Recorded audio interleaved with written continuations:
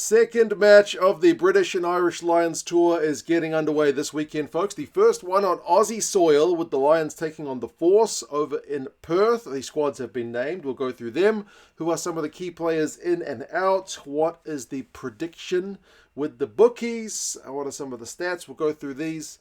You guys can let us know your thoughts. Obviously, the Lions will be looking to turn around a slightly disappointing early start. You never read too much into the first game of a British and Irish Lions tour, but it was far from a full-strength Pumas team they played last weekend, and they lost it. So none from one thus far. They'll be looking to turn things around with a strong performance here, and it's much more of an Irish feel about this squad. Remember, with a number of guys unavailable for that first training week for the Lions, and guys still with Leinster and Bath and Leicester and whatnot. So yeah, it's a big Irish contingent. 8 starters compared to the 9 starters from England we had in the last game. And for the Force, there was a question mark about how many guys were going to be available from the current Wallabies selection. Well, there are 6 guys. There's a couple missing. Tizano's missing.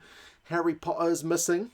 So they are missing a couple of their star players. But yeah, there's still a sizable chunk of Joe Schmidt's current Wallabies squad selected. How strong an opponent are the Force going to be? Well, they didn't make the playoffs in Super Rugby, and sadly for them, they finished the season on a real downer because they were in the conversation for the playoffs, having a pretty decent start to the season, but ended up losing their last 5 games. No wins from their last 5, and then the match before that was a draw. So they've not tasted victory for quite some time, which doesn't get yourself in that kind of right mindset. But if there's one game you're going to pick yourself up for, it is certainly against the British and Irish Lions, which for many guys will be a once-in-a-lifetime opportunity. Robertson, Paengamosa and Hoskins, that's an all-Wallaby front row. Robertson is the only guy who is named in the current crop of Wallabies that Joe Schmidt selected in the squad for Fiji, and he's playing loose head for this one, despite playing tight head for the majority of this year. Paengamosa is not selected in the current Wallaby squad, but he has been in there before, and he's kind of widely regarded as the best scrummaging hooker in Australia. And then Hoskins, it's a one-off special game for him, with him already having announced his retirement. He's kind of back to his home club and going to get one last throw of the dice against the British and Irish Lions. Sam Carter, likewise in the second row. He's retiring. This is his last game as well after a storied career, playing for the Wallabies and playing in different parts of the world. So it'll be him looking to go off with a bit of a good send-off. And then Darcy Swain, another one of these current crop of Wallabies who's been in really good form, proper tackle machine, busy at line-out time. So it's a pretty good, tight-looking, pretty good tight 5 for the Force. Harris, Champion de Kresny, and Ikuasi make out the back row. Champion de Kresny is one of the uncapped guys who has again been selected for the Wallabies. He's another one who's been a proper tackling machine for the Force, so he is certainly one to look out for with the tests on the horizon. The backs have also got a couple of the current Wallabies, with Nick White getting the start. He's alongside the kind of less experienced Alex Hartford, who has only had a couple of games for the Force this year. Ben Donaldson's at 15. He's played the majority of the season for the Force at 10. So they've kind of got the dual playmakers thing going on. It's been Donaldson's boot that has been moving the Force guys around the park. And then Hamish Stewart and Matt Proctor as a pretty experienced midfield. Stewart's another one of those kind of really busy around the park, hard tackling players. And if the British and Irish Lions have got anywhere near the same amount of possession they had against the Argentinians, they will need every one of those tackles. Dylan Peach, another one of the Wallabies. On the left wing, Matt Greeley has been in good form. He shifts from fullback to the right wing for this one. He's your kind of typical guy you're looking to get the run meters, get the defenders beaten and whatnot. So certainly a bit of a danger man on the right wing. And then the bench is looking a little bit lighter, like you don't have any of the current Wallabies on the bench.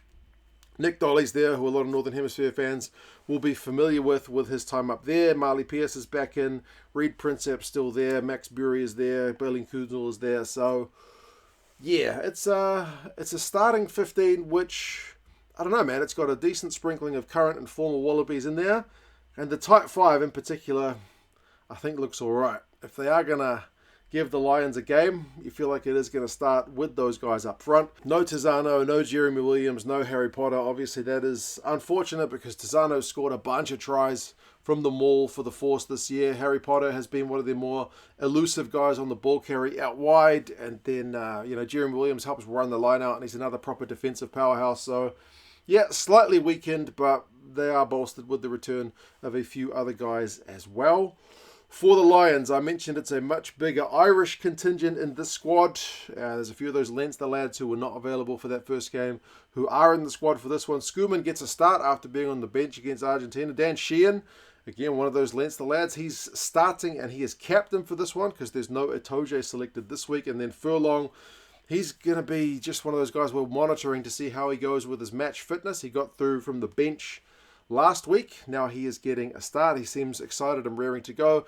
Cummings and McCarthy is a pretty bulky looking second row, you feel. So they will be certainly looking to turn the screws on the force at scrum time like they did the Argentinians last week, although they'll kind of want to get more pay from that dominance at scrum time. Byrne shifts to the back row, which I'm still not convinced is not going to be his regular position. That's a really negative way of saying it. I think he might go 6 later on in the tour, depending on how things go. We will have to monitor that one. Van der Vlier's at 7, he's back in, and then Pollock is going to get a start at number 8 after being on the bench last week. He is certainly one to watch in terms of being a high flair number 8 and skilled guy as well. Still very young. Backs wise, Thomas Williams and Finn Russell 9-10. So Finn Russell gets his first game of this Lions tour. He's going to be an exciting one to watch. Tuipulotu's back to a more familiar 12 with Ringrose coming in at 13. James Lowe with that big boot of his on the left wing.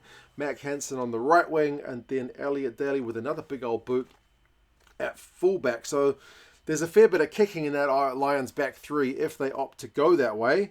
Kelleher, Porter and Stewart, those your front row replacements, that's looking pretty tasty, especially if they look to turn the screws, as I said, on a set piece. Chisholm is another kind of big lump of a lock to bring off the bench. Jack Conan is there, and their 3 backs, Mitchell, Jones and Marcus Smith. So it'll be Jones's first game of this tour with Mitchell and Smith dropping to the bench. Stats-wise, the Force have actually got a really good line-out. They are without Jeremy Williams, which is unfortunate for that area of the game, but their line-out has been the best of all the teams in Super Rugby this year on their own ball. They tend to be a team which has to do a fair bit of tackling because they don't always dominate the percentage numbers in terms of the possession and the territory, but they love them all. Carlo Gizono is the main guy who gets the plaudits from there, but it's the forward pack in general. If the Force get a chance to go for the corner, you feel like they will take it. They've got a very, very slick looking maul. The forwards for the Lions, I mean, there was a few issues last week. The line out was not going great. It was at 77%.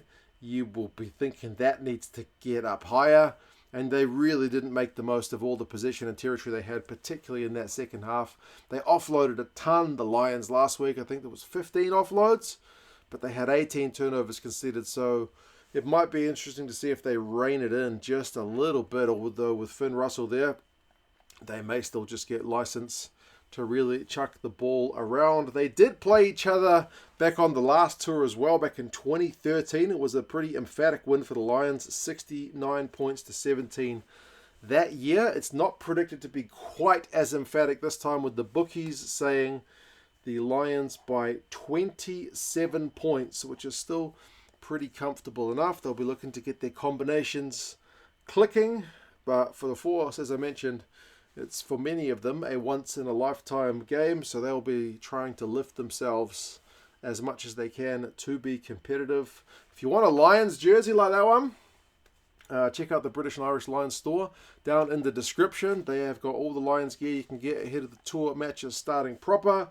And if you want Wallabies gear for good measure, Wallaby store down in the description as well. Both are affiliates of the channel. So use those links and tell them 2 cents sent you. But yeah, you guys let us know your thoughts. How do you reckon the Force are going to go this Saturday night? It's kind of a late kickoff for me, 10 p.m, but it's probably pretty friendly for you guys on the east coast of Australia, west coast of Australia if you're going to the game, or you guys in Europe too. You guys take care of yourselves. Subscribe to the channel. Talk to you guys again soon. See you later.